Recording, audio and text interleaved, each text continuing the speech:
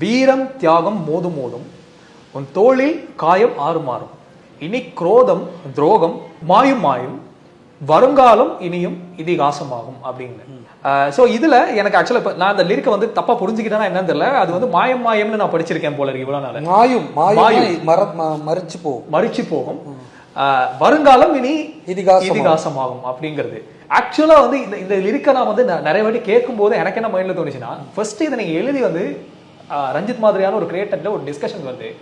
இந்த வரிகள் வந்து அவர் அப்ரூவ் பண்ணும்போது உங்கள்ட்ட என்ன சொன்னாரு? மியூசிக் முன்னாடியே ரெடி, அது ஃபுல் பெட் ரெடி, அதுக்கு மேல நம்ம போடுற வரிகள் தான்.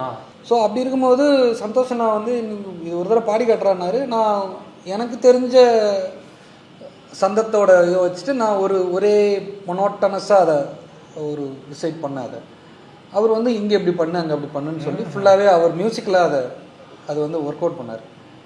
ஃபுல்லாக கேட்டுட்டு அவர் எந்திரிச்சு போயிட்டார். அவ்வளோதான், ஓகே முடிச்சிருங்க, ரெக்கார்ட் பண்ணிருங்கன்ட்டு போயிட்டார். அவ்வளோதான், வேற எதுவும் சொல்லலை. ஒரு டிஸ்கஷன் நடந்ததா அந்த மாதிரி? எதுவுமே நடக்கல. அந்த பாட்டுக்கு எதுவுமே நடக்கல. அவர் என்ன என்கிட்ட அவர் சொன்ன ஒரு வார்த்தை வந்து என்னன்னா, இந்த மாதிரி எனக்கு ஒன்று தெரியாது.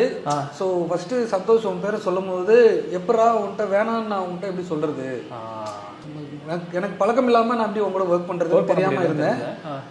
இந்த பாட்டை நான் கேட்டுட்டேன், இப்போ நான் உன்னை வேணான்னு சொல்றதுக்கு மனசு வரல. அதுதான் அவர் சொன்ன ஃபீட்பேக். அவ்வளோதான். இதுதான் அவர் எனக்கு சொன்ன பாயிண்ட்.